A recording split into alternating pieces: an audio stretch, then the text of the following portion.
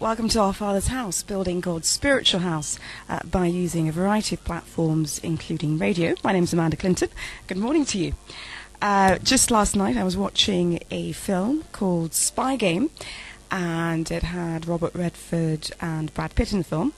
And one part of the film particularly caught me because, Robert Redford had Brad Pitt as his trainee for many years. And in order to break him in terms of just, break him down in order to build him up to be a spy, basically, he initially did two things. He alienated and isolated him, and I thought that was quite an interesting training technique. And it also made me think that, in life we face so many struggles, particularly, in the workplace, which is the battlefield half the time, in our personal lives, within our families, everything. And sometimes when we really want to achieve something, I think what we encounter that is quite strange to us, particularly if we try so hard, is that we are meant to feel alienated or isolated because we want something better for ourselves, because we are striving to be better, and because we are challenging the status quo, per se. So, it just made me think that Brad Pitt was taught to be, or he was alienated and isolated in order to be built up again as a person, because I think his mentor in the film just wanted him to get to the lowest point and not to rely on anyone per se, and to just feel a sense of, if all else fails, I still have my strength, I still have that sort of inner strength. And that's really important because, as Christians, we face a lot of battles, like everybody else. I mean, everybody in this world faces battles. If you're human, you will encounter difficulty. I mean, it's almost a given, and it's certainly a given, really, not almost. Therefore, a feeling of alienation and isolation when you're striving to reach your destiny, striving to challenge a system that doesn't work, or just trying to fit in at work, and people alienating or isolating you can be quite devastating to the average person. But I think, when one analyzes the effects of being alienated and isolated, you can either use it to your advantage or not, as the case may be. Many great people before us, be they kings, queens, leading pastors, the one thing they've said is that, in life, when they faced alienation and isolated, that formed them. It formed their character, it formed their glory, and it defined who they were. It refined them to the point that it pushed them to their destiny.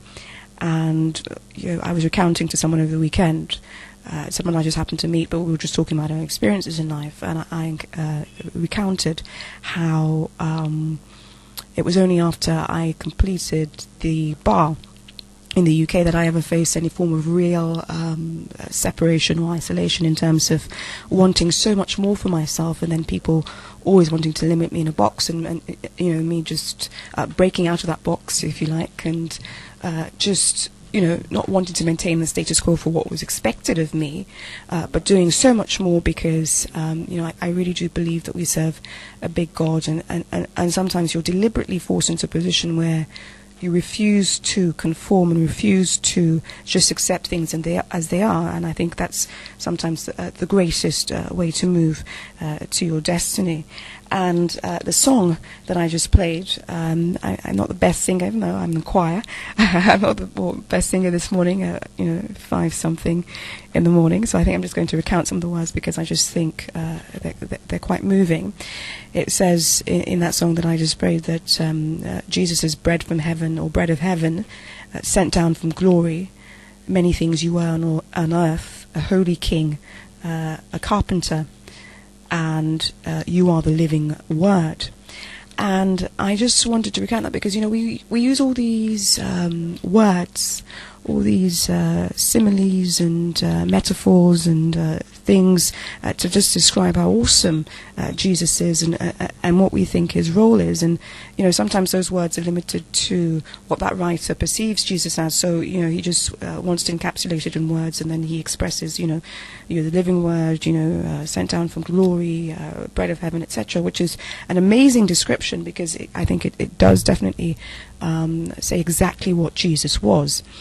However, I think that when we do talk about Jesus' glory, we should also focus on the fact that his glory was that he was sent to deliver a message from God. We've been rejecting this God generation after generation, feeling as if we were more flesh than anything else. So Jesus was sent down from glory because he was sent down from God.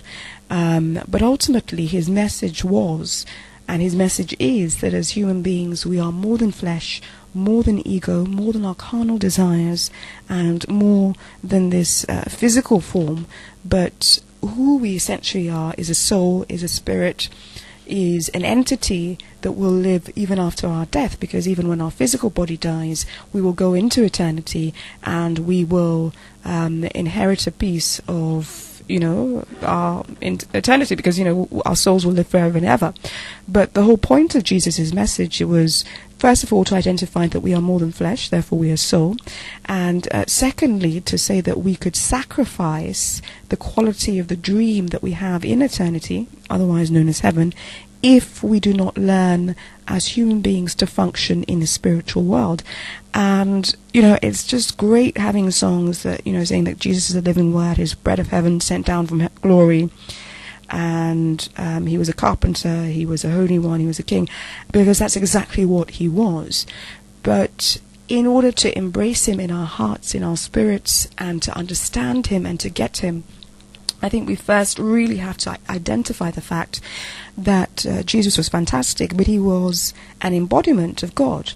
So he was just the ultimate messenger, if you like, to deliver the fact that we are more than flesh, more than ego, more than carnal, and that we have to start functioning in a spiritual world, even though we function as human beings, because when we die, our body will move on.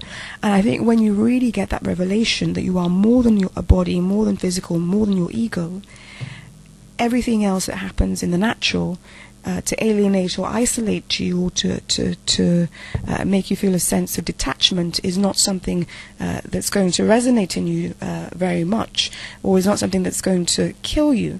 Because at the end of the day, if we're spiritual, and if we accept that we're spiritual, the best thing to do is just essentially embrace that. And I really do believe that as 1 John 1 verse 10 says, that if any of us claims that we have not sinned, then we make God out to be a liar. Therefore, it is natural to sin, it is human to sin, it is almost inevitable because we're mortal. Therefore, we've almost carved it out for ourselves from Adam and Eve, from the days of Adam and Eve, to sin. But the glory that was sent down from heaven is that we have this realization that we are more than flesh, more than ego. We've always had the idea, but a physical representative was sent down to really tell us that, and to deliver his message, and to die in delivering that message, and his death consecrated the message. And lots of people who were around him recounted that story in the Bible. So, people always think, the Bible is such a faraway document to read, but when you think about it, it's just a bunch of different people's accounts of how they're struggling with the issues of life, and their personal encounter with God. People like Paul didn't have a personal encounter because Jesus died before Paul got the word and revealed it, but most of the other apostles were with him, and they were delivering what it was, that message is that the glory, that we are so much more than flesh, so much more than ego, so much more than our carnal desires, and as such we should learn to function in a spiritual world in order to embrace our dream of dreams. And as Romans 8:15 confirms, for we did not receive a spirit that makes us a slave. Therefore we must go out into the world and just embrace our destiny. And even if we feel a sense of alienation and isolation, particularly in the workplace and particularly within our family, it is not the end. It's just the beginning of growing spiritually in order to embrace our destiny. Therefore, you've just been listening to me, Amanda Clinton, on Vibe FM, on my show Our Father's House, building God's spiritual house by using a variety of platforms.